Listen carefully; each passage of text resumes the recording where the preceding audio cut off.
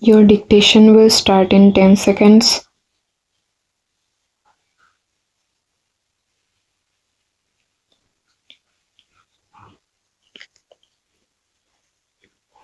I should like now to make a few observations on the budget.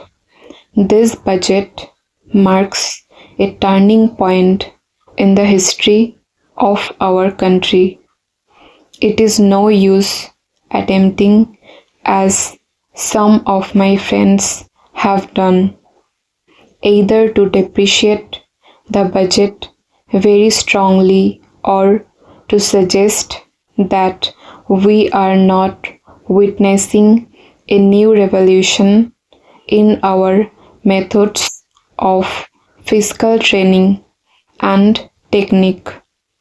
I want it to be quite clearly pointed out to my friends that we are now facing the lean years of Indian finance. Hitherto, we had revenue surprises which were a form of public saving and which were meant to be utilized for capital development. Hereafter, this form of revenue surplus would not be available. We have therefore to find out ways and means of implementing our great program of national reconstruction at minimum cost. My point is that the deficit on revenue account would be of the order of about rupees 19 to 20 crores. Here, let me point out that I do not agree with those of my friends in the finance department who have attempted to suggest that rupees 9 or 18 crores which are obtained from Pakistan should be put to the revenue side of the budget.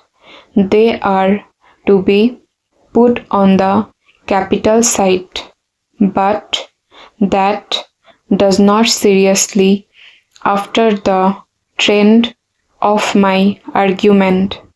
What I am suggesting is that we would have to be prepared for a deficit of a much higher order even on the revenue side.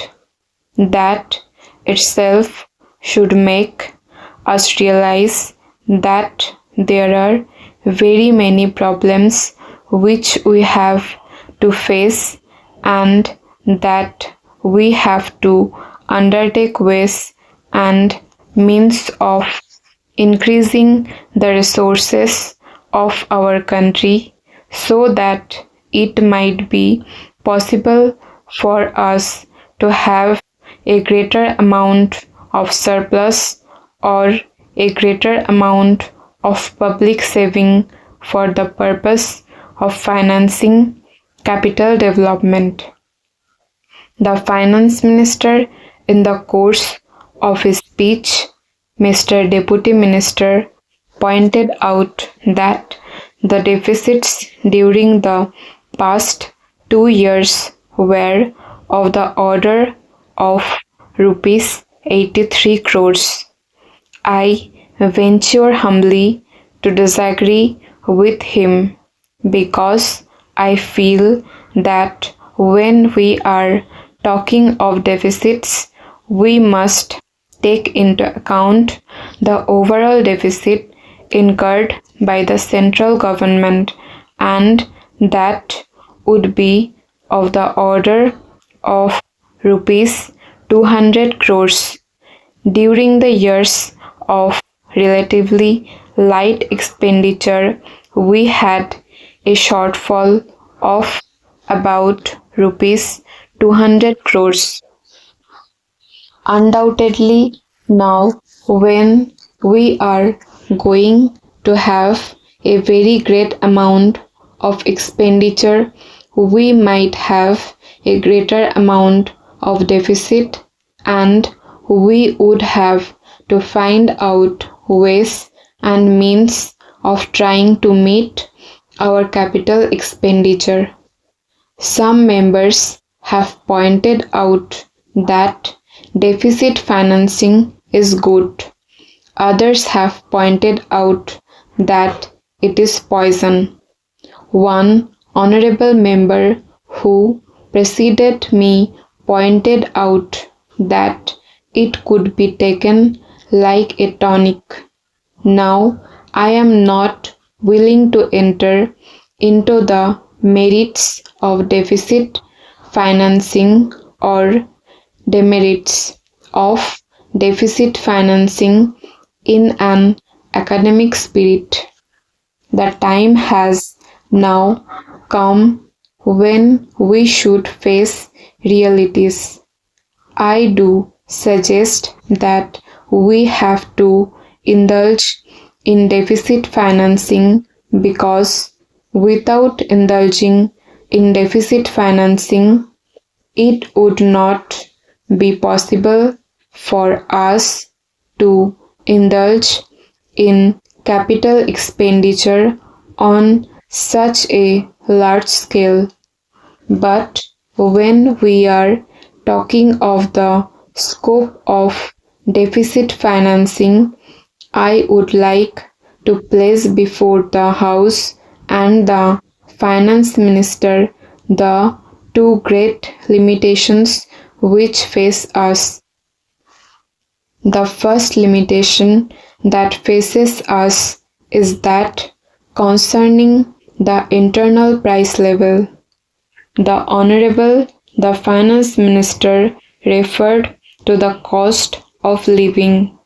He said that he was going to keep a watch over the cost of living so that it may not shoot up within a short period and make a mess of the plans of capital development. But there is another limitation which has also to be borne in mind, a limitation which has not received as much notice as it should have done in all the discussions that have taken place on deficit financing. That limitation is the external limitation or the limitation which arises on account of our balance of payments position. I think this is as important, Mr. Deputy Speaker, as the internal price level, and I should like to elaborate that particular point a bit more because I feel that a time will shortly arrive when we might have either to reconsider our policy or might even have to leave the sterling club of which we are a member. The second serious limitation is as serious as the first. What would be the consequences of deficit financing on our balance of payments? The Finance Minister, in his budget speech, points out that so far as the balance of payments position is concerned, they have now, whether it is by accident or design, a favorable balance, and they have contributed about rupees 63 crores to the dollar pool during the past 6 months. But the moment we indulge in deficit financing, we have to be prepared for worsening of our balance of payments. Full stop.